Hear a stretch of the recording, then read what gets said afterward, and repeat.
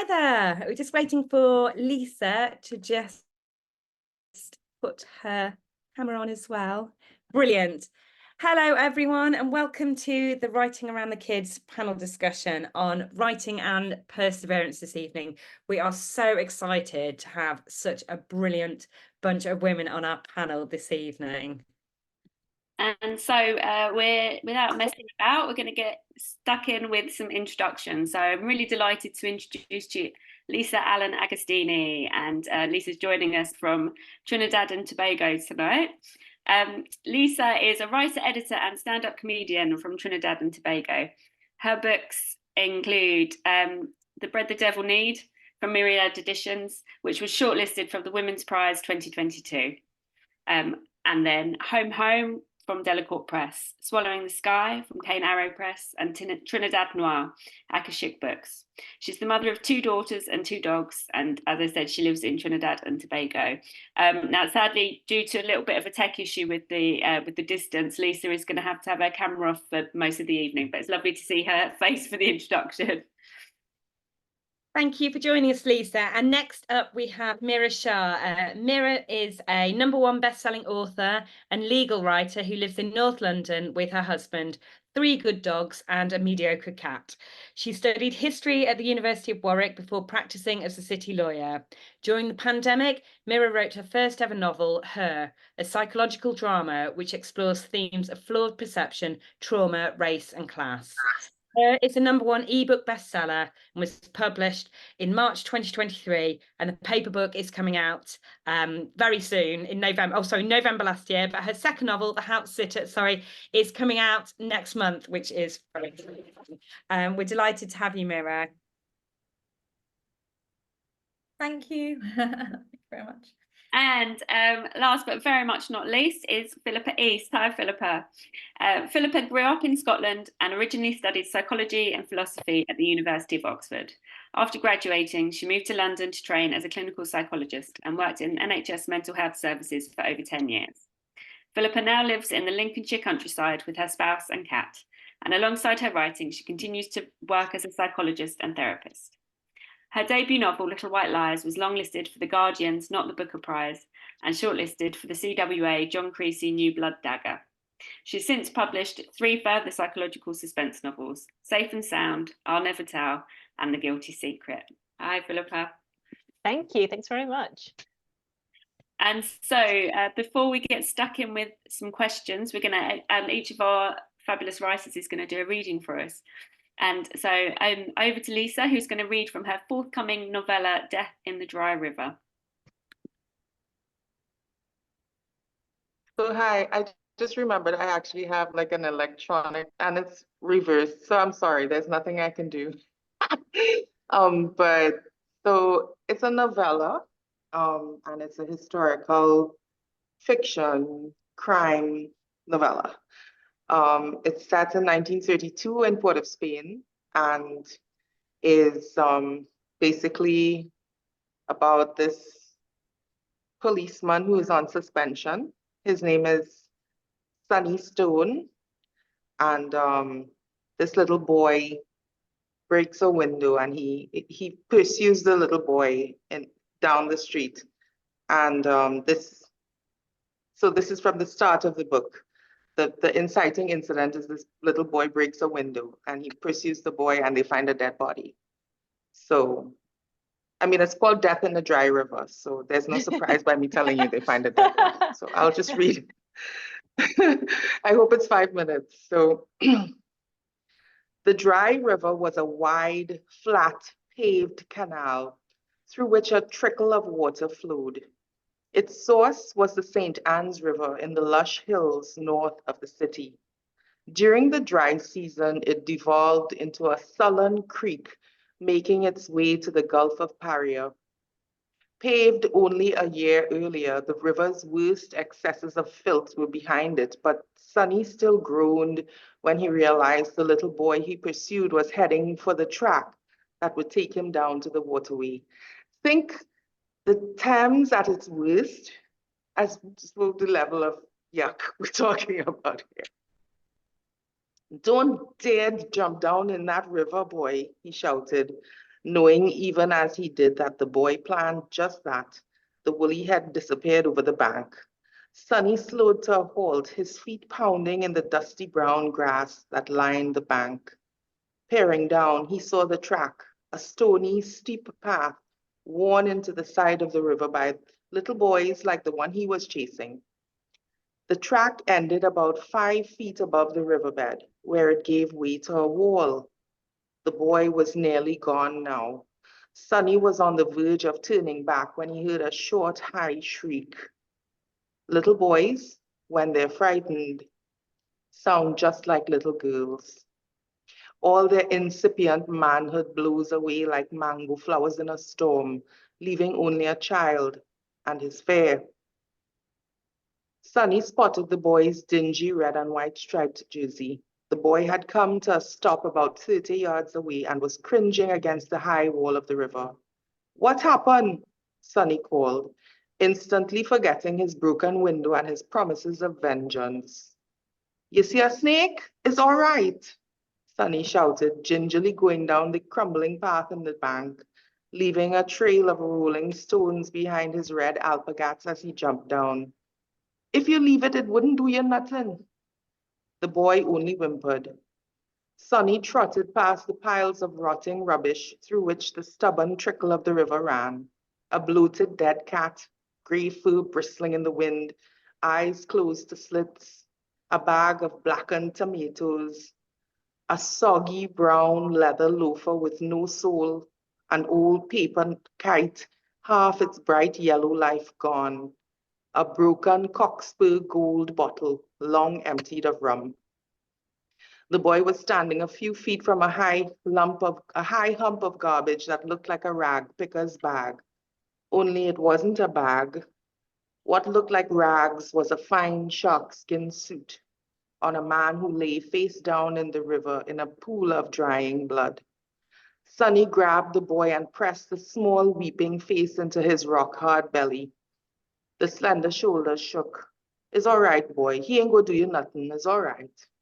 They stood there in the hot, fiercely white sun, the boy crying and Sonny thinking somebody would have to run to Besson Street to get the inspector. He was thinking somebody would have to tell this man's wife or girlfriend or mother that he had met his death, he had met his end in a fine gray sharkskin suit in the dry river.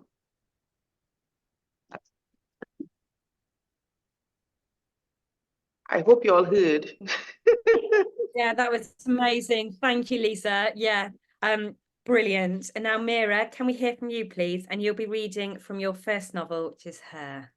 Yes, that's the one. Yeah, thank you. Yeah, as you both kindly explained, so this is a sort of domestic suspense novel set on a quiet suburban street in London. And it's basically about two women that strike up an unexpected friendship that, because it's a suspense novel, it turns deadly and dangerous. So, and you'll have to read it to find out why. So I'm going to read today from the second chapter. I chose the second chapter because I was kindly invited on the podcast, and I read an extract from the first one. So I didn't want to repeat myself, but the book itself is told in alternate chapters with the women Rani and Natalie, and this chapter is Natalie's chapter.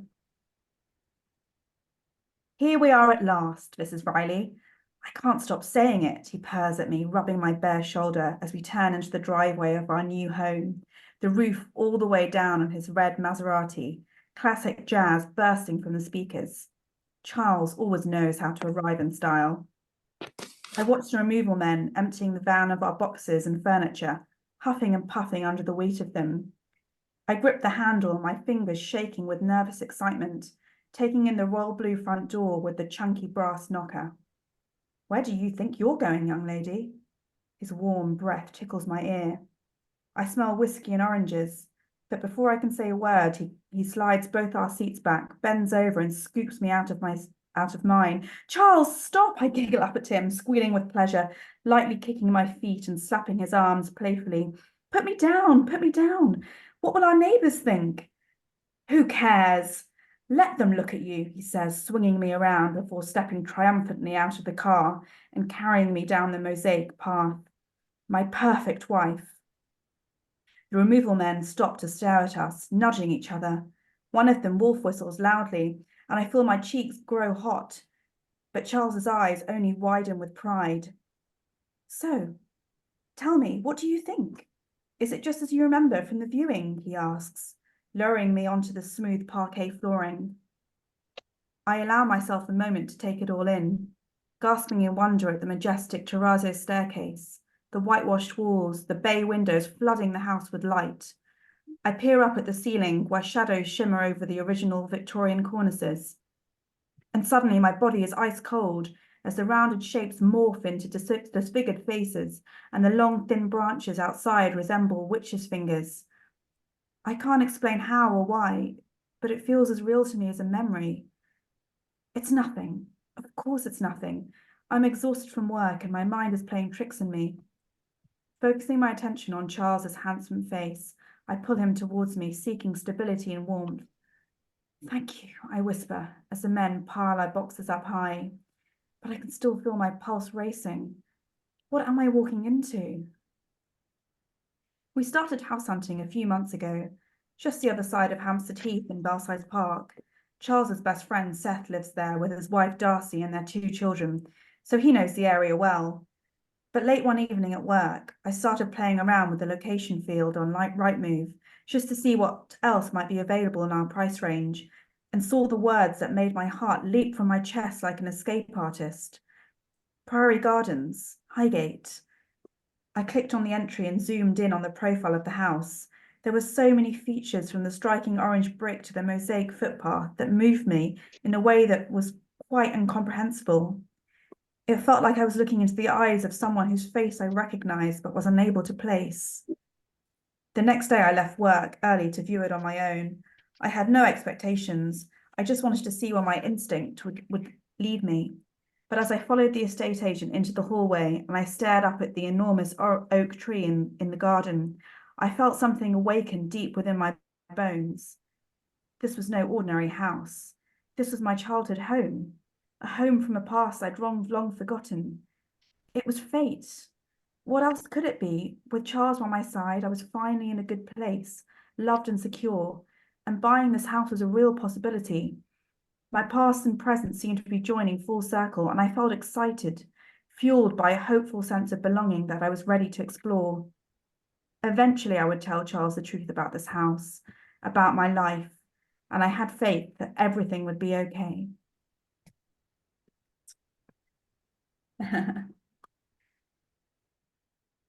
Fabulous, thank you very much. And so Philippa, over to you. And Philippa is reading from her new book, The Guilty Secret. Yes. So this is my 4th psychological thriller that came out in January. I'll read the blurb from the back and then read you the very opening. So 2003, Carrie and her friends spend their days studying at boarding school and their nights sneaking out to the woods. It's all fun and games until someone gets hurt. 2019, when Finn receives a shocking phone call from his estranged ex-wife, Mari, informing him of their friend Kate's death, neither is prepared for the secrets they will uncover. The trail leads them to the events at a boarding school many years before. They are on the verge of unearthing the whole story, but someone will do anything to keep it buried. And this is the prologue. Carrie, 2003. The plastic cigarette lighter clicks. The orange flame jumps high, illuminating our features, pale, drawn, serious, exhausted.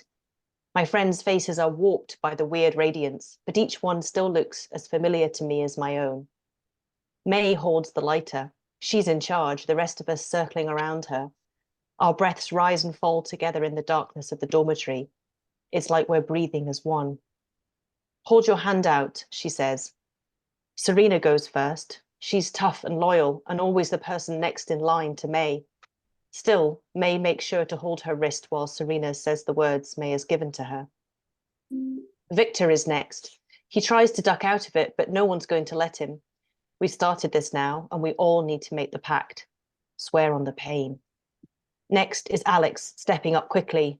He wants it over and done with. In the darkness afterwards, I want to take his hand in mine and kiss it where it hurts. Now it's my turn, and I'm totally ready.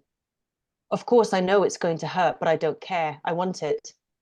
May clicks the lighter and the fire flares up again. I hold out my hand, balancing it right over the flame. May doesn't need to hold me. I do it willingly, hungrily. I feel a bit like I'm going to cry again, even though I've been crying all day. It's so awful what's happened, but right here, right now, I want to capture and preserve this moment forever. All 5 of us huddled together in the dorm room, transgressing all of St. Michael's rules in the middle of the night, taking it in turns to hold our hands above the scorching heat. I feel drunk, completely high, even though I'm neither. I'm 100% sober, but this feels more intense than any of the games we've played or things we've done before. They're doing this for me, and we're all in this together. Never have I ever known friendship like this.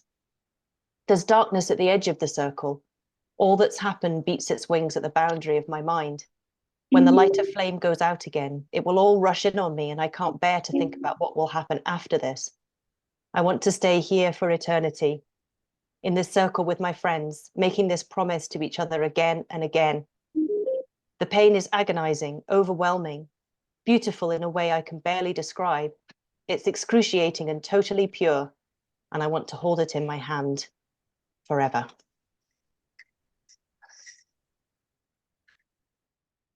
Fantastic. Thank you, all 3 of you, for reading from your books. It's just an absolute joy to hear your own voices as well. So before we get started on the theme of tonight's panel, we're just going to ask a quick fire question of everybody to get started. So the question is, who is your writing hero or heroine? And Lisa, can we start with you? I don't know, right now at this moment, my writing heroine is Monique Ruffy. She's been out here in the trenches working really hard for a long time. She has about, I don't know, like 4 novels, 2 memoirs. She's like so productive and she's always working. Right now, she has a new book called Passion Tide. I guess there's a lot of expectation, about it since she has won the Costa Prize. Yeah, she's relentless. She kind of just keeps going no matter what, really productive. I really admire that. I can see And why. she always has sounds time for young phenomenal. people and new writers, Thank you, Lisa. She sounds fantastic. And Mira, can we hear from you? Who's your writing hero or heroine? I mean, I'm going to go with the first person that came to mind as soon as you asked that question, and I would say Lisa Jewell. I mean, reason being, I love her books, but the other reason is that she's been doing this for a long time, and it's sort of every writer's dream to have that longevity. But the one thing sort of to bear in mind with that is that, like, when you look at her and see where she is today, you think, wow, she's got it made, but you don't really see the journey behind it. And I'm sure her journey's had so many sort of ups and downs, like all of our journeys. So yeah, it's kind of, she's inspirational to me because I assume she's just never given up through the highs and lows. She's just kept going. So yeah, that's who I would choose. Brilliant. She's a bit of a hero of ours as well. So yeah, I thought she might be. Yeah. And Philippa, can we hear from you? Who is your writing hero or heroine? I mean, I've got loads, as I'm sure we all do, but I thought particularly for tonight's topic, I would pick the author Stephen Pressfield. So Stephen Pressfield is an American author who's written all sorts of things, including the novel The Legend of Bagger Vance, which was turned into a film with Will Smith. And he also wrote a best-selling historical fiction novel called The Art of War. But the reason I'm mentioning him is he also wrote this great little, very short non-fiction book called the war of art, not the art of war, but the war of art. And it's basically all about how to overcome what he calls resistance, which is basically the thing that just gets in the way of you sitting down and doing the work. So yes, exactly that. Yes. And it's a really lovely little easy book to read. It's almost like a little pamphlet, really. And yeah, I go back to that book time and again, just to remind myself whenever I'm feeling that kind of fear, that dread, that lack of motivation, just to remind myself that it's just resistance. I need to kick its ass, basically. Fabulous stuff. Yeah, so kind of sticking with that and the resistance and feeling that. So yeah, I've put in my notes, note to self, next time choose a theme that's easier to spell, because I've been writing it so many times and I still have to stop and really think about it. Anyway, maybe we'll start off by then asking each of you what perseverance looks like in kind of your own life as a writer. Mira, can we start with you on that one? Yeah, I mean, of course. Yeah, so I haven't been doing this long. Really, I haven't been writing for long. I haven't been published for long. So this is all very new to me still.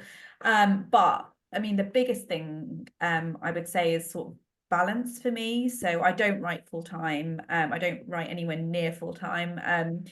I you know, have sort of maybe pockets of time here and there. And that is a struggle for me. It's finding that time in the working week, with sort of family responsibilities as well. That is sort of a constant struggle. And I think in that sense, it's like my own worst enemy, because I feel like because I don't have this like full-time sort of writing career, I think how am I going to sort of compete with people that do, or, you know, is my quality going to, the quality of the work I produce going to suffer because I don't have the time to dedicate towards it? So I think for me, perseverance is just staying in my lane and sort of doing what is within my frame kind of thing, not trying to compete with other people, but just seeing this as my own personal journey, and sticking at it, because at the end of the day, I know that I love this career and I know that I love writing itself. That's sort of a given. It's just life that gets in the way of it. So yeah, I think that's what I remind myself every time I think, oh, I don't have enough time. I can easily write it off as, oh, I don't have the time. But actually, yeah, just even if it's half an hour, even if it's 20 minutes, even if it's 5 minutes, you know, I do have the time. So yeah. And obviously, you've well, I say obviously, I don't know if our audience knows, but you've had a baby 4 months ago. Yeah. So, are you managing to do any writing at all? Well, so I haven't done any new writing, but because my second book is out next month, I have actually had to edit. So this year, yes, thank you, Philippa. Nice, lovely, modelled by Philippa over there. I think that's wonderful as well, because when we were talking before about which book you were going to read, and you're saying that you hadn't, your book hadn't arrived yet, Yeah. but Philippa's got one of your books. Which is great. It's great timing. Yeah, so I've had a 4 month, well, she's now 4 months, and I haven't had the time to write as it is. And it's really interesting because it's the creative part of you is really sucked. So whilst I might have had the time, I don't have the sort of brain at the moment to be able to like give to new work. So what I have done, and I feel like in that sense, I feel sort of proud that I've been able to continue with the edits and stick on schedule. But yeah, it'll be interesting to see when I go back to work and have a child, how I'm going to fit in writing. But and that, yeah, I guess that's when your perseverance will come into play. Well, that's exactly. We really tested then. So yeah, I'm looking forward to that. Thanks, Mira. Lisa, for that question, what does perseverance look like in your writing world? Well, Um, Everything, because I've been writing since I was a little girl. And it's pretty much all I've ever wanted to do, even though they said you can't stay in Trinidad and have a career as a writer. You can't get any kind, you're not gonna get anywhere. But I've stayed in Trinidad and I have persisted in my writing in all forms. I write fiction, nonfiction, poetry, I write film, I write comedy, I write all kinds of things. Partly because it's the thing that I know how to do best and I like it. But also, say it again. Oh, I think it might be somebody in the audience who maybe hasn't got their microphone off. So yes, please continue, Lisa. Oh, sorry. I was just saying that I I persist possibly because kind of this is so intrinsic to me and how I like walk in the world. I also feel like it's a calling. That it's one of the reasons I'm here to write and to tell a story. So persistence looks like even in the face of overwhelming odds, people telling you it's not going to work, people telling you maybe you need to change this thing or like do something else, maybe you should get a job, maybe you should whatever, that you just kind of dig in and be extremely stubborn and hope. I won't lie to you, many times I decided I was done. I'm done. And on one memorable occasion, the last time I was done, Margaret Busby, bless her, called me and invited me to submit to the collection New Daughters of Africa. And that was like God literally saying, Lisa, you may be done, but I'm not done with you. Because when Margaret Busby calls you and tells you send her a story, you say, yes, Margaret. So yeah, it was, it's been like that, but God is good, his mercy endureth forever. And I persist. I don't know. Maybe I'm just too dumb to give up.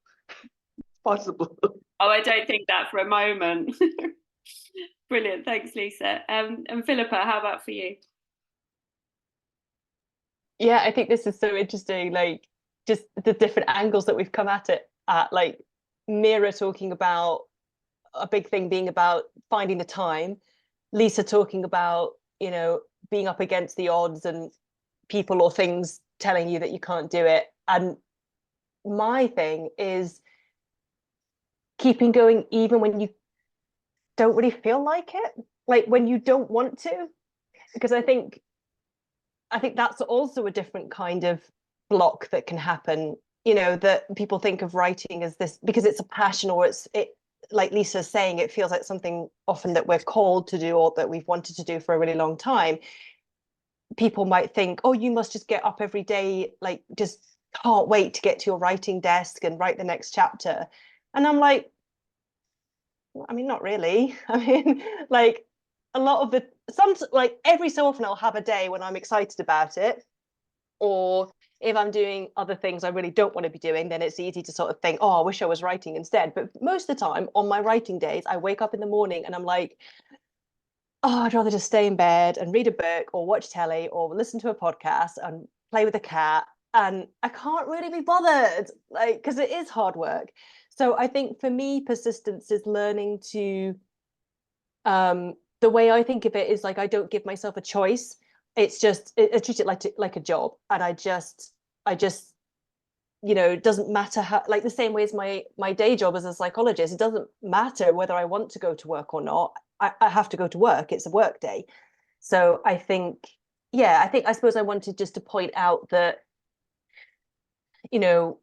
it's really normal to not feel motivated, even if you have the time, or even when you have the opportunities, even when someone is saying, I want to publish your book or I want to publish your short story. Like sometimes you just don't feel like doing the work, and that's okay. That's normal. That doesn't mean you're doing it wrong or that it's not meant to be or anything like that. It's just hard work doing this stuff, even though it's creative and even though there's a huge amount of joy in it as well. Yeah, and I guess on that as well, this, yeah, when when it's working well and on the good days where you sit down and inspiration strikes and so on, that's brilliant. But I guess there's also that point as well where, so your book's finished, you're sending it out there. And I think for for writers who are listening, watching this evening, we hear the stories of rejection and of sending things out and just getting the letters back from agents and saying thanks but no thanks. And or if you get to the point where you have got an agent, then somebody might not want to, publishers might not be interested necessarily. That rejection, I guess we're interested to hear what your experiences are of that, if that was the case, and if so, like how you build up that resilience to be able to persevere. And before we get onto that, I quickly should have said beforehand as well, to anybody who's watching, if you have any questions at all for the panel, please stick them in the chat, and Sam and I will come to them as well, because we have questions, but you might have burning questions around perseverance as well, so please do ask. But yes, so all pile in with the but maybe yeah, Mira, if you wanted to kind of kick off of your experience. Yeah, I mean, I'm sure both Philippa and Lisa will agree, because we're all at varying stages of our careers, but sort of the one thing I've learned, and quite quickly, is that sort of rejection is part and parcel of this career, no matter what stage you're at. So yeah, in the early stages of sort of looking for an agent and then sort of looking for a publisher, but then also this career is mind-boggling to me, because I've been in different professions where it's just you're in one job and you're going to get your paycheck every month, and it's like it's that sort of safety net, it's that regularity, what to expect. Whereas with this job, yeah, you've got a contract, but usually this contract's probably worth one book, or sometimes if you're lucky 2 books, maybe even 3 if you're lucky. But after that, you don't know what the future holds at all. And I'm saying that speaking from personal experience, because I was offered a 2-book deal. That was the sort of first contract I was given. And I've come to the end, or I'll be coming to the end of that contract. And so I don't know what the future holds, really. We haven't started discussions with my current publisher. And so I can sort of see that rejection might be on the horizon in that form. And in that sense, it's almost delivered in a quite daunting way, because this is the relationship you have with your publisher. You've worked with them for a good number of years. You've developed you've worked very hard for them. You've worked together. You've achieved various successes, but for whatever reason, it may not be good enough. Whatever reason, you may not be offered another deal, and if you are, it may not be on terms that you can make work sort of financially. So that's the thing to sort of bear in mind, that when entering into this career, is that it will be filled with rejection, and it's one, how you handle that rejection. So for some people, they don't want to sort of be part of that. They realize that this career isn't for them, and they'd rather write for pleasure, or they continue writing for themselves, or you think that actually it's worth your time. But I definitely think patience is part of it. Patience and resilience, 2 words that I hear banded around a lot in this industry. But in terms of my personal sort of, sorry to I'm conscious I'm talking, but I'll keep this bit short, is that I was sort of quite lucky in the sense that I wrote my book in the pandemic, and I was offered up representation pretty quickly, and then a deal. But that's not the sort of case that it's going to continue in that way. And I've often sort of looked at people in the bookseller and getting these big contracts and these big 6-figure deals, and thought, I wish I could have that. I could quit my job, I could be a full-time writer. But often, as my agent reminds me regularly, is that yes, they may be offered a 6-figure deal, but what happens after that is still unwritten and is still uncertain. So it doesn't mean that they've made it for the future. So anyway, I'll shut up now. Karen. I was just going to say, I absolutely echo what Mira's saying there. So I'm also out of contract now, Mira. So we are in the same boat. So I've just come to the end of my second 2-book contract with HarperCollins. And they said they didn't want another book from me. And I was like, well, no. Which is very, very common. You know, like Mira says, you're normally getting a contract for a year or 2 at a time. And, you know, I think that's something that I've certainly discovered since being published, is how common it is for people to move publishers and go in and out of contract. So I think that, yeah, I think it's important that when you look around you and see all those people shouting about their successes, well,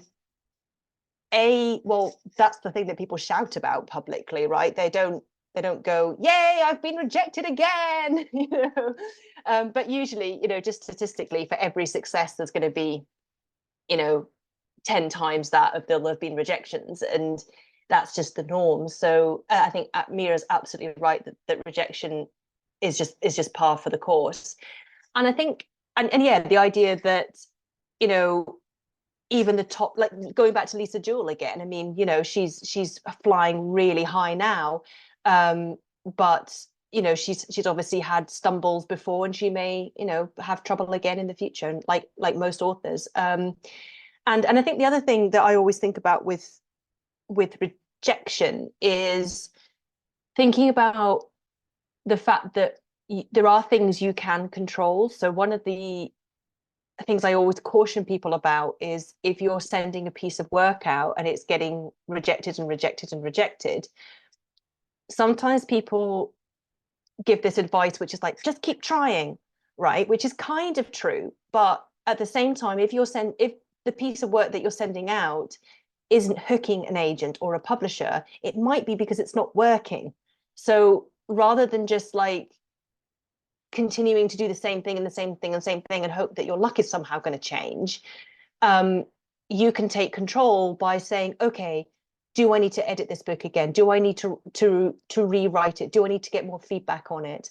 Or, you know, so for example, talking about me being out of contract, the book that we submitted to HarperCollins for another contract, I've kind of parked that for now, and I'm working on something different, just because I'm thinking maybe we need to do a little bit of a, you know, bit of a sidestep. And if I go back to that book, I'm probably going to really massively rework it, which is probably a better game plan than my agent and I just sending out the same thing that didn't seem to go down very well. So I think, yeah, sort of, don't take rejection personally, but have a think about, is there something about my work that I can work on to make it better, to up my chances? And I always like this nice little phrase, which is, you are not the problem is the problem. So like, if there's a problem with your book, like it's not pacey enough, or the characterization isn't kind of working, or whatever, well, you can fix that problem. And the problem is the problem, you are not the problem. So yeah, I think that would be my thing, that there are things you can do to improve your chances. So don't just be passive and keep trying the same approach that has not brought you success to date. Try something different. Be willing to pivot, try something new, go back to the drawing board. Can I jump in with something radically different? Can you even hear me? I don't even know. Yes, Can you hear me? Yes, We can hear you, yeah. Okay, great. Thanks. So, while what Philippa is saying is true in a sense, there's also another sense where there is a world where what you write is important and the way you've written it is important. Your voice is your voice and it matters. And if you fix your voice to feed the market, your voice gets diluted. I'm not telling anybody to walk my walk, in which I was unagented I was constantly out of contract, as you say, because my first book was published by somebody, my second book was published by somebody else, my third book was published by, I have 5 books with 5 different publishers. And each book has been a work. And I'm not saying everybody needs to walk that path, but I'm saying that the commercial world of book publishing will eat you alive if you give in to trying to fix and fix and fix. You will lose your voice. That's my perspective and but then again, I have never even had a 4-figure book deal. So what he asked, I know nothing. So for me, I think that the important thing is, for me and my career, what are the stories I want to tell? How do I want to approach writing? Because in my region, we don't have a lot of publishers. We always have to look, or not always, but we almost always have to look outside for somebody to pick up what we are bringing.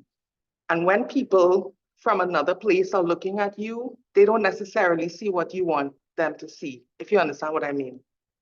So that my principle is, even if I don't have an agent, and I do have a lovely agent right now, his name is Donald Winchester, but bless his heart, he has not yet sold anything for me. I and the Lord have sold my work so far. And it's been on that basis of, this is what I'm bringing. If the publisher is not interested, there are other publishers, because the world is full of publishers. And so that's been my perspective and my experience. Totally different. Philippa will fight me, but no, actually, I really agree, Lisa. Actually, I think, yeah, I see it as a kind of balancing act, actually, that it's like with editing generally, isn't it? That you take the feedback that resonates with you to make your book the best version of the story you want to tell. And that's positive, productive ways of improving your work and seeking to go back and do rewrites. But I totally agree that if you try to sacrifice your own storytelling and your own voice and your own message just to tick a marketing box, forget it. Like, what's the point? I don't think you can do such a creative vocation in a mercenary way like that. So I think I agree with you, Lisa. Actually, I think it's really good that you said that, actually, so people don't get the idea that they should just bend themselves so out of shape just because they think that will work. Yeah, it's so true, because also publishers, oh sorry, no. I was just going to say, it's like you were saying before, that showing up to write can be a slog in of itself, and if you're not even telling your story, then that's just gonna add to that as well. Yeah, exactly.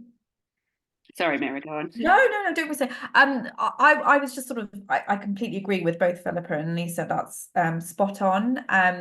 Because I've just found in my experience is that sometimes publishers don't even know what they want. And yeah. I mean, I say sometimes, but what I really mean is always.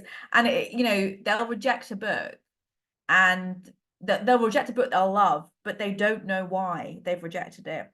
And there's a risk involved, obviously. If they take on a book, they can't take on another book, and it's all that kind of stuff. So I think that's completely right. If you sort of base your career writing for the market, writing for publishers, you'll lose your voice, but also I don't know if you'll sort of even get anywhere, really, because it's impossible to know what publishers want when a lot of the time they don't even know what they want themselves. So yeah, I think that's spot on. Maybe that's where beta readers are actually quite helpful, because ultimately if you want to publish a book, you want it to be something that readers enjoy. And I think that would probably be true both in terms of like you wanting to have worked on your book to make it the very best that it can be, so the readers will enjoy it, and also you want your readers to enjoy the specific thing that you have to say and the story you want to tell them. So yeah, if your beta readers are like, nah, then maybe the way you're telling the story could sort of needs a bit of honing. But you're right, Mira. I think often the publishers, they're just trying to find the thing that's going to make them a profit. And so I think publishing is very commercial at the minute. And by commercial, I mean very profit driven. Whereas I think there's been other times, and hopefully times in the future, where it's been more like nurturing artists and nurturing writers. I don't think we're in a nurturing artists phase of publishing at the minute. I think it is very like, what can we make a bestseller out of? What can we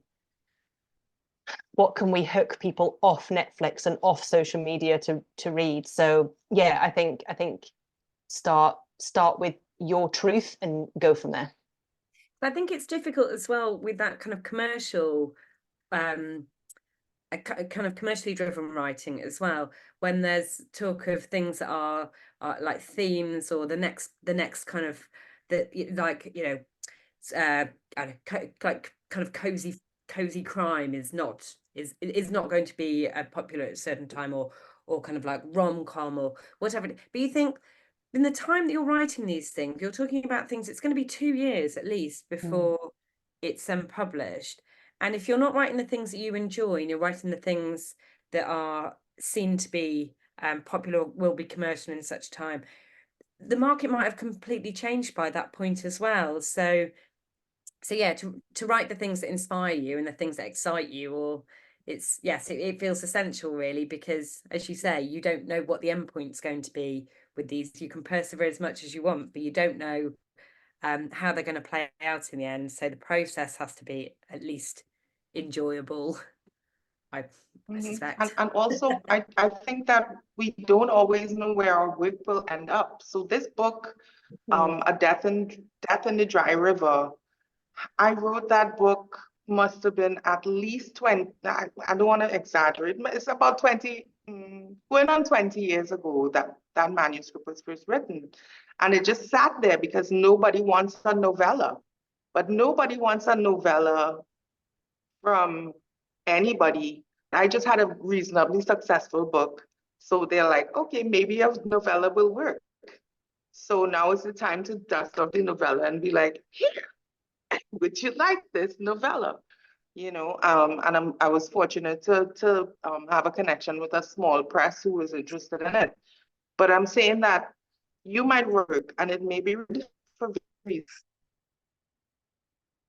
and don't always think it's the work stand. Like, there was a moment when a certain kind of book was trending, and you had that book and it fit right. But as soon as that trend is over, nobody wants to see that book again. They're like, nah, I don't want that book.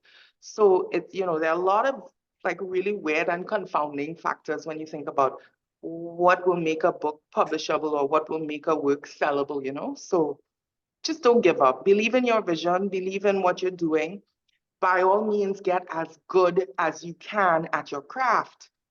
But, you know, a lot of it has to do with believing in what you're doing, and that it is important.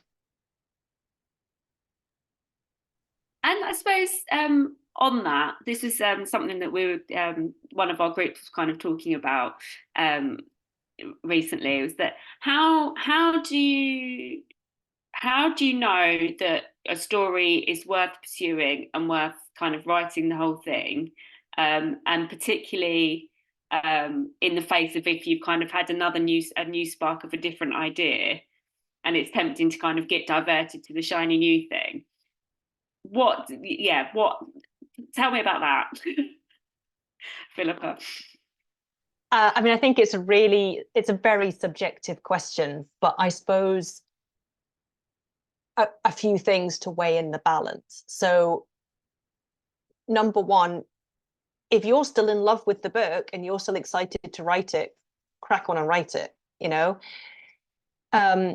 If you've really fallen out of love with the book and you've been going round in circles with it for years and it's really not going anywhere and you're not passionate about it anymore, and you have other ideas that you think you could get further with, maybe it's a good idea to switch. But saying that, some people have new shiny ideas all the time, so you need to be careful that you're not one of those writers that spends does like the first 5 chapters and spends a few weeks or a few months on a book and then is hopping to the next one, that's potentially problematic, because that means you're never finishing anything, and if you can't finish anything, you can't publish anything. So I think there is a sort of, I mean, most books take at least a year to write, but if you've been, this is like really how long is a piece of string, but if you've, for example, been working on the same piece for 5 or 6 or 7 years and you're not interested in it anymore, like, permission to move on. The other thing, I think, again, which I know is slightly cutting across some of the other things we've been saying, is that, you know, if whenever you tell people about the book, you sort of pitch it to them. You say, I'm writing, they say, oh, what are you writing? You say, well, I'm writing, you know, I'm writing a book about a woman who falls off a boat and becomes a mermaid, right? and everyone kind of goes, everyone you talk to kind of goes, well, okay, maybe this idea isn't that interesting to readers. But generally, if when you talk to people about your idea, they kind of go, ooh, then again, that might be an indicator for you that you've got something on your hands that might be worth pursuing. But again, it's always weighing up, you know, writing for yourself again. Like, if you're really passionate about this story and you want to create a book and finish it, and you're passionate about it, then crack on. And then, you know, so it's kind of like always like multifactorial, like, you might be really passionate about it, but nobody else is. And if you want to get published, okay, maybe it's going to be a bit of an uphill battle, and maybe you'll have better luck with a different idea. If you're totally uninterested or totally sick of the idea, but everyone is really excited about it, then maybe it's worth pushing on. Or kind of maybe you're excited and everybody else is, and I don't know, like, it's really subjective. But, you know, I think that how long you've been at it, how other people are reacting, and how you're feeling about it, are kind of weigh up each of those. Permission And thing maybe is so important. I think it's you know, it's I think it because it doesn't sit in line, I guess, with other things that you do. If you're doing a job at work and it's task-based, you need to get to the end of that to, yeah. Whereas, yes, if it's something you've been doing and you feel that you need to continue because you've started, but you haven't got that drive behind it anymore. Yes, sometimes it takes somebody else to give you permission, doesn't it? To say it's all right to leave that, come back to it another point. Yeah, on the idea of perseverance, we don't need to kind of persevere relentlessly with things if, I guess, if we can't see an end to it, it's not bringing any joy to do. And as you say, you tell somebody somebody's plopped off a boat and turned into a mermaid and nobody's interested in it either, then yes, maybe park that one and see where your next shiny idea is. Have you, Mira and Lisa, how are you on the shiny ideas? Are you a shiny, a kind of go after the next thing, or do you kind of plot and plan and persevere with the things that you're working on? I have 2 half-finished novels. That answers it. I like shiny things. But you know, sometimes, like, okay, so one of the novels that's incomplete was, I was doing my master's in gender studies, and my life kind of collapsed. And it was a master's by praxis. So writing the book was part of the study. And like halfway through, my life collapsed, and I was like, okay, no. So I have half a book there, which one day maybe I'll finish. And then I started writing this book that was, ladies, I shit you not, from the perspective of Mary, like mother of Jesus, right? What's it like to be a teenage girl feeling like feelings of a certain kind and getting a crush on an angel? It was complicated, and I think I got a little scared. There was a lot going on. I got a little scared, but you know, it happens sometimes. You have a great idea, and that great idea will take you like 4 or 5 chapters, and then after 4 or 5 chapters, you realize you kind of don't know where it needs to go after that, so you put it down. I don't know that I'll ever go back to those things, but I'd like to, you know. Yes, finish I want it. to read that book as well, Philippa. I can't believe it, but we've nearly come to the end of our time. So as we like to traditionally finish on a particular question, I'm just going to hop in and ask you that one, which is what advice would you give to somebody who's starting out in writing? Try and miss extinct. Mira, can I start with you? Yeah, of course. So yeah, I think we've touched on quite a lot of this. There's sort of lots of advice throughout the session, but I think sort of the biggest one for me would be to, and it's very much one that I need to remind myself of, is that there's a lot of noise in the writing community. There's a lot of like people sort of promoting their own books, people promoting their own writing, people on social media. There's a lot of sort of positivity, right? And which is a good thing, because we should be celebrating good news. But then often it can be disheartening because you see good news left, right, and centre. And maybe you're not in that position yourself, and you think, you know, is it even worth me? Is it even worth my time? Because none of the success is sort of at my door. But I think it's important to remind ourselves that actually, you know, writers, we're promoting ourselves in order to sell books ultimately. And that's what is expected of us by our publishers. And so there's a lot of stuff that you won't see. There's a lot of the rejections, the disappointments that you won't see, which will be very much present in most writers' lives. So I think it's important, because I definitely have found myself questioning, you know, my longevity as a writer, questioning whether I want to do this, because it seems like XYZ has got, you know, more success than me, and I don't have a chance, kind of thing. But I think, yeah, it's that whole cliche of everyone's got on their own writing journey, and you don't know what's sort of coming you know, in yours. So yeah, I think it's sort of block out the noise where you can. Remember that this is remember why you're doing it, really. At the end of the day, that's all that matters, and that's what will carry you through. So yeah. Brilliant, thank you. Lisa, what would your advice to a new writer be? What she said, the only thing that will keep you going is that internal. So for me, it's my connection with God. If he wasn't with me and Team Lisa, when I couldn't get an agent and I couldn't get a publisher and the words wouldn't come and nobody cared, and I was not making any money off of it. I'm still not making any money off of it. Thanks for paying me for this session. All of those moments, if you don't have something that is pushing you and pulling you and keeping you on that road, you're gonna give up, because like anything else in life, you have to decide, well, it's opportunity cost, you know? Is this hard thing worth it? And for me, yes, but you have to find out for yourself, you know? Brilliant, thank you. And Philippa?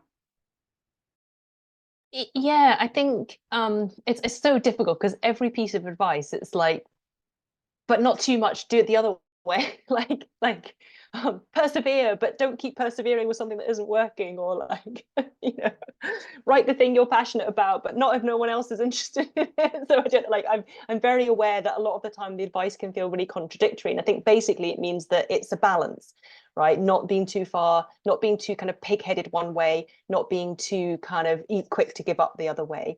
But I think